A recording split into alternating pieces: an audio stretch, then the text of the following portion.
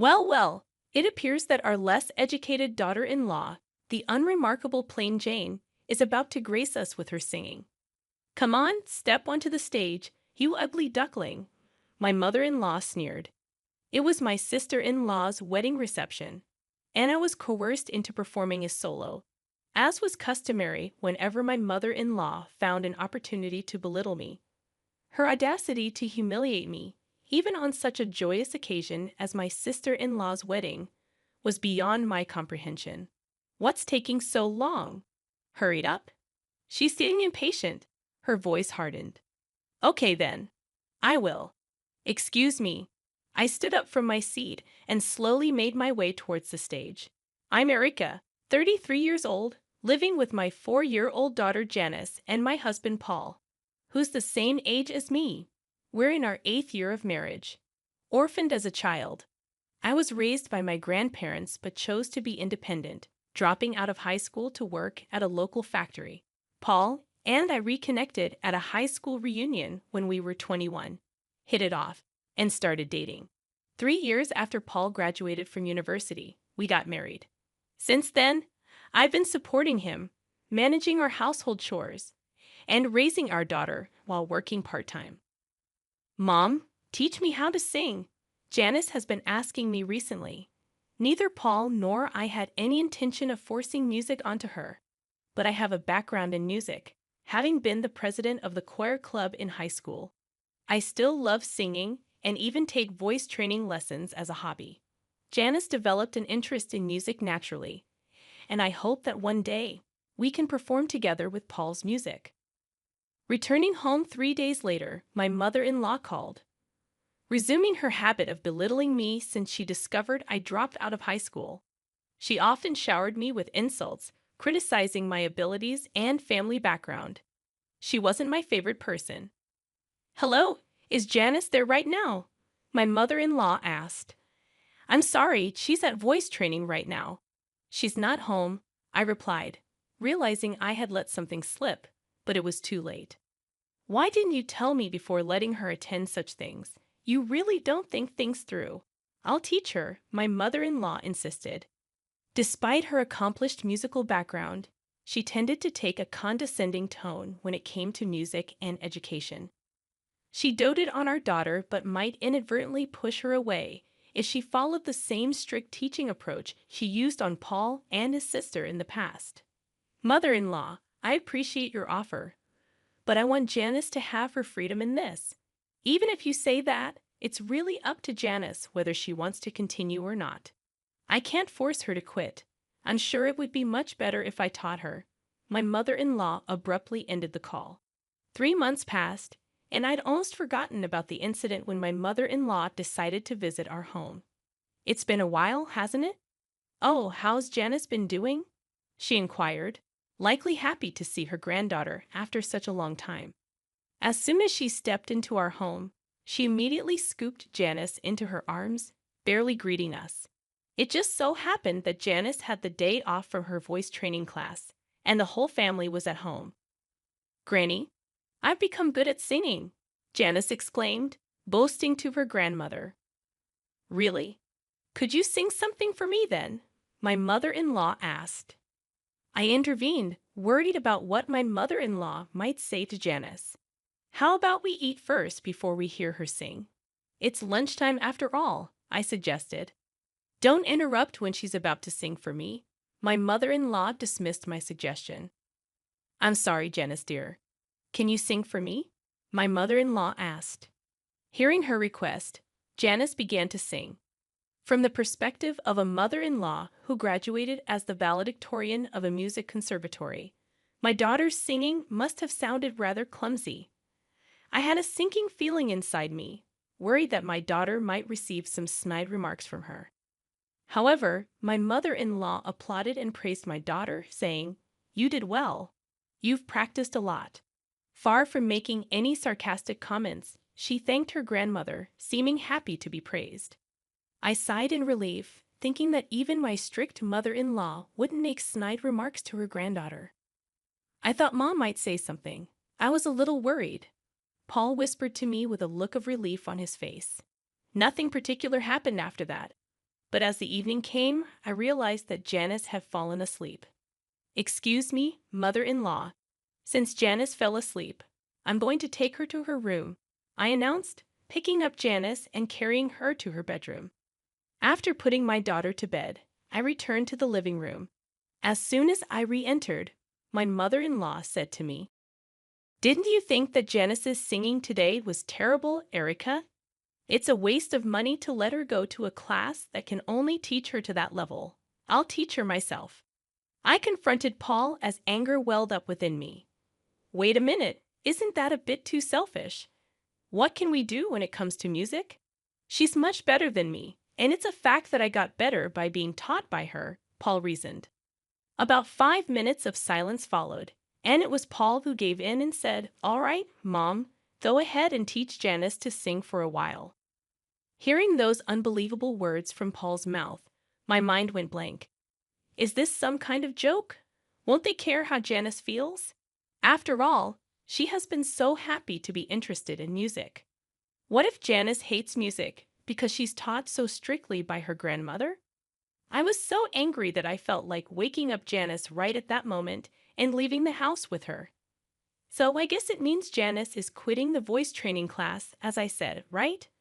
My mother-in-law, with a triumphant look on her face, asked Paul and me.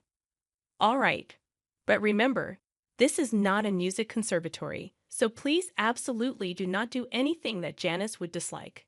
"I know that you know I'm not uneducated like you," I retorted, stating what I had to say, knowing she'd never back off, and I let her go home for the day. That night, my husband apologized for his mother's behavior, but I did not even want to see his face. I ignored him and went to bed. The next morning, I told my daughter Janice, "From today, instead of going to the voice training class, let's have Grandma teach you to sing here at home, all right?" When she heard it, she looked very sad but said nothing and just nodded. I apologized, seeing her like that. Then, come noon, my mother-in-law arrived at our home. "Janice, starting today, Grandma is going to teach you to sing even better," she said to my daughter with a smile. No sooner had the lesson started than my mother-in-law's teaching style became more and more strict. Within an hour, she criticized Janice harshly, demanding perfection. "You're wrong. You're making the same mistake in the same place. Do it again." I knew it would turn out like this. "Mother-in-law, this isn't what we agreed to, is it? Could you be a bit gentler?" "What are you talking about? I'm being gentle.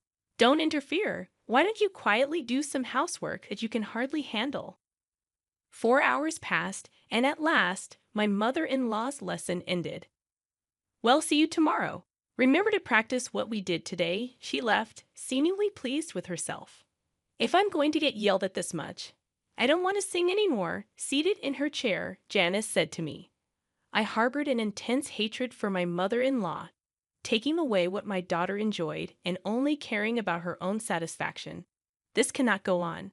I won't let my mother-in-law have her way. Her singing lessons continued in the days that followed. However, after about a week, Janice told me, "I don't want Grandma to teach me anymore. I don't want to sing." Given my mother-in-law's way of teaching, I thought it couldn't be helped. You don't have to force yourself. If you want to quit, that's okay too. So you don't want to go back to the voice training class. It was something she had started because she wanted to, and I, for my part, wanted her to continue. So I asked her that. If it's that class, it seemed that Janice hadn't come to hate singing itself. It appeared that the harsh words from her grandmother and the lack of praise, even when she felt she did well, were making it unenjoyable for her. Why don't you go back to your voice training lessons and give it another shot? I asked Janice, and as if she hadn't been upset moments before, she perked up and nodded enthusiastically.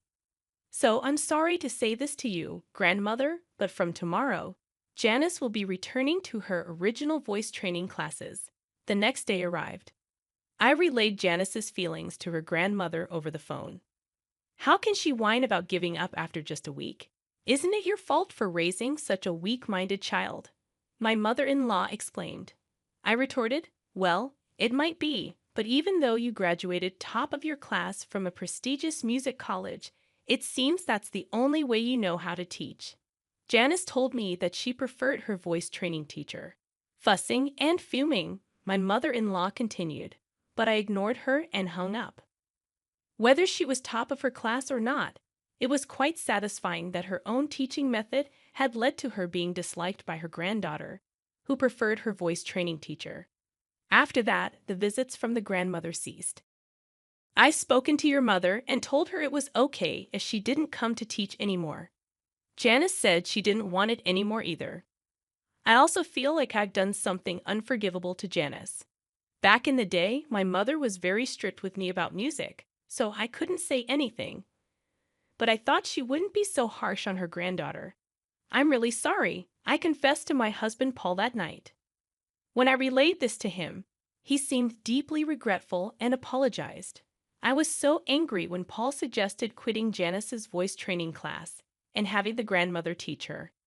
I almost felt like punching him, but fortunately, Janice didn't come to hate music, so I decided to forgive him. 2 weeks later, Paul said, "My sister is getting married in a month, and she asks us to perform. I had never performed at someone else's wedding before. What kind of performance is she expecting?" I was planning to bring a few people from my band and do a small concert, but my sister really wants you and my mother to sing as well. Hearing that the grandmother would also be performing, I reluctantly accepted Paul's suggestion. "So, does that mean I'll be singing with your mother?" "Well, yeah, that's how it seems." Singing with my mother-in-law of all people, I wondered if it would be all right. But if I happened to sing better than her at this performance, I wondered what she'll say. I started practicing the very next day, but there was no sign of my mother-in-law practicing at all. "Mother, aren't you going to practice?" "I'm fine. I'm much better than you, even without practicing. After all, practice is something that people like you, who are not very good, need to do." I tried asking because I was curious, but the only response from my mother-in-law was sarcasm. I decided it was a waste of time to engage with her and focused on my own preparations. After we decided what song to perform, I also increased the frequency of my voice training lessons. I was sick of being ridiculed by my mother-in-law, and above all, I was anxious about performing in public after such a long time without proper training. On the day of my sister-in-law's wedding, the ceremony went smoothly, and the time for the entertainment had finally come. First, my husband Paul took the stage and began to play his music. As expected, given he plays regularly, he was confident and exuded an elegant aura. I was utterly mesmerized by Paul's performance. "I'm not feeling well today. Could you sing on your own?" Then, out of the blue, my mother-in-law told me to sing solo. "What? That's so sudden. It's not fair." "Well, there's nothing we can do about it." "Or what? Are you too embarrassed to sing in front of others because you're uneducated and ugly?" She said this without a hint of remorse. Okay, I know it. She's doing this on purpose. I thought and decided to retort. "Being uneducated and ugly. I've practiced hard, so I won't be embarrassed singing in front of others. I asked you several times if you needed to practice, but you showed no signs of doing so." Could it be that you're actually a terrible singer?" "That's not true." My mother-in-law raised her voice in response to my question. The people around us began to stir, wondering what was going on. Sorry. It's nothing." I got up from my seat, apologized to those around me, and then pressed my mother-in-law further. "Graduating as valedictorian from the music college. You sure talk big about teaching others, huh? Are you running away because you're embarrassed to sing with me since I'm better?" I whispered this in her ear. "What did you say? There's no way that's true. If I sing with a low-educated, ugly person like you, it would only throw me off. Didn't your parents teach you that you and your parents are truly incompetent?" She disparaged me as being uneducated and ugly and even insulted my parents in front of everyone. Embarrassed and angry, I wanted to leave right at that moment, but if I ran away now, it would just make her happy. "What are you doing just sitting there? Hurry up and go." "Okay then, I will." "Excuse me." Just as Paul's performance ended, I took his place on stage. I was supposed to sing with my mother-in-law, but due to her not feeling well, I would be singing solo. Instead of the song I was supposed to sing with her, I chose an opera song I used to sing a lot when I was competitive, an aria from The Marriage of Figaro. And so I began to sing. At that moment, perhaps due to the vocal training I had done, my condition was excellent, and I was able to produce the most beautiful vibrato I'd ever achieved. It was amazing. The audience was mesmerized by my singing, saying things like, "Wow, her voice is incredible," and "Is she a professional?" When I finished singing my song without any hitches, the audience gave me a standing ovation, showering me with thunderous applause. Congrats on your wedding, sister-in-law. You know, I used to be the choir leader in high school. It's been a few years since I last sang in front of an audience, so I was a bit nervous. How did I do? Thanks so much for listening. After making this statement, I returned to my seat, and my daughter, all starry-eyed, pleaded, "Mom, your voice was so beautiful. Can you teach me next time?" Witnessing this, my mother-in-law, with her jealousy on full display, said in a huff, anyone can sing like that. Don't get ahead of yourself, continuing to belittle my singing." Just as I thought the entertainment segment was over, my sister-in-law unexpectedly said, "Mother-in-law, and you should sing too." Words that I didn't expect came out from my sister-in-law. My mother-in-law was taken aback and looked at her daughter in confusion, asking me, "I've never heard you sing, Mom, and since you taught me so much about music when I was young, I'd really love to hear you sing," my sister-in-law expressed with pure honesty. The attendees chimed in, "Mother-in-law, you should definitely sing." Words had gotten around that my mother-in-law was a top graduate from a prestigious music school, and the crowd grew increasingly excited for her performance, creating an atmosphere where she felt she had to sing. "Well, with all this, I guess you have to sing now, don't you?" I did not hesitate to add, "So, all right, all right." "If you insist," she responded, heading to the stage. The moment my mother-in-law took the stage, the energy in the room peaked. But as she began to sing, such murmurs could be heard throughout the crowd. "Wait, no way. I might even be a better singer." She must have heard them as well. My mother-in-law's voice did seem off, but even accounting for that, her singing was dreadful. She always criticized others for their singing, but her pitch was all over the place. Honestly, I felt I was still a better singer. The atmosphere grew awkward as her performance ended. Unlike when I sang, the venue was filled with a cold atmosphere, and the applause was sparse. Everyone acted as if they'd seen something they shouldn't have, as if her turn had never happened. Upon returning to our table, my mother-in-law, her face flushed red, shouted at me, "That's why I didn't want to sing. If you had sung properly, my daughter wouldn't have asked me to do this," she said to me with such an angry tone. But I didn't understand why my sister-in-law asked her mother to sing. It seemed to me that she genuinely wanted the wedding to be blessed by the voice of her mother, who had been sternly teaching her about music since her childhood. "Do you think so? To me, it seems she genuinely wanted you to sing." I shared my honest thoughts with my mother-in-law. "No way. I'm sure she knew I'm bad at singing, and this is her way of embarrassing me." I was utterly astonished at her response.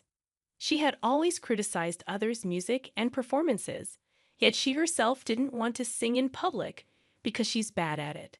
She never hesitates to complain about others' music, but she is like, "I don't accept complaints, although I'm a bad singer myself."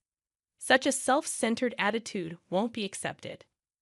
My daughter Janice might have her newfound love for music crushed by her grandmother. I could no longer bear my mother-in-law's attitude. So, a person who studied at a prestigious music school and criticizes others' music is just doing so because she can only sing this badly. But mother-in-law, isn't it great? You are able to sing alone without having to sing with a terrible singer like me. I responded to my mother-in-law with a sarcastic tone. "How dare you say that? It's your fault that I had to embarrass myself. It's not nice to say that in front of your daughter. I'm sure she's satisfied hearing her mother singing." As I spoke these words, my mother-in-law fell silent. There was a stir amongst those who'd heard what I had said to my mother-in-law. But other than that, the ceremony went on smoothly and ended without any problems. 2 days after the ceremony, my mother-in-law stormed into our house. "I just can't let it go. I want you to apologize for what had happened." I was surprised by her sudden visit, but retorted, "What exactly am I supposed to apologize for? I wasn't aware that your singing was that bad. Instead, I think you owe us an apology." "What do you mean? I have absolutely nothing to apologize for. It's your fault I was forced to sing that song I hated and embarrass myself." "No, not to me, to Janice. Because of you. Janice almost came to hate the music that she had started to enjoy. Even though you graduated from a prestigious music school, why would you torment a child who has developed an interest in music just because things didn't go your way? Is that what you learned from your music school? I haven't received any musical training from you, yet I was able to sing at the reception and even received applause. How about you, mother-in-law? Shall I give you some singing lessons? I'll teach you thoroughly." My mother-in-law was speechless hearing what I said. "If you have nothing else to discuss, please leave. I won't tolerate you interfering with our daughter or my husband's music anymore." Upon hearing this, my mother-in-law left our home without another word. Her shoulders slumped into defeat. I felt a sense of satisfaction from being able to retaliate so fiercely in her area of expertise, music. It was indeed worth continuing my voice training since my youth. Without the voice training, I might not have been able to receive such applause at my sister-in-law's wedding reception. I wonder how my mother-in-law, who has always boasted about graduating top of her class from a prestigious music school, felt being scolded this way by someone like me who only has a high school diploma and was just a choir member. To be honest, I felt a sense of poetic justice towards my mother-in-law. I thought, serves her right. She shouldn't act so haughty anymore. It's been a month since the wedding ceremony of my sister-in-law, and now my mother-in-law occasionally visits our house, but she doesn't complain about my daughter's singing anymore. I actually didn't mind my mother-in-law visiting since she did not say anything about music anymore. My daughter Janice, who has improved a lot in her singing recently, is challenging a slightly difficult song given as an assignment in her class. "Mom, this song is hard, but I'll try to sing it beautifully," she declared, practicing enthusiastically. "That's great. You do your best. You'll definitely do well." Although I love singing, don't know much about the technical aspects, so I had no idea what was difficult about the song. But seeing my daughter working so hard, that's all I could say. On that day, my mother-in-law, who happened to be visiting our house, observed the interaction between me and Janice and said, "Erica, this song is not something you can handle by just doing your best. Janice, listen well. You should do it like this." It was incredibly kind and patient of her, which was unimaginable given how she used to be, to explain until Janice understood. "Oh, thank you, Grandma. It's easier to sing now," Janice said as she listened intently to her grandmother's advice, working hard to master her assignment. "Erica, I used to look down on everyone doing music without graduating from a music college. But after meeting someone like you who can sing so beautifully without a music degree, I changed my mind. After all, we should enjoy music. Could you teach me to sing next time?" My mother-in-law said that looking at Janice singing. I was surprised to hear such a thing all of a sudden, but I'm sure the sarcastic comment I made after my sister-in-law's wedding had its effect. "My lessons are tough, you know. I grant this," I replied to my mother-in-law. "Oh, I won't do anything horrible anymore. I feel sorry for Paul too, although it's too late now. But if you're going to be tough, Erica, I'm prepared." After hearing that from my mother-in-law, I felt assured that she won't say anything about her music anymore. Although a lot had happened, the tension between my mother-in-law and me eased off, and since then, we've often gone to karaoke together, becoming close enough to sing together. I hope that one day when Janice becomes even better at singing, the four of us, me, Paul, Janice, and my mother-in-law, can have a fun jam session.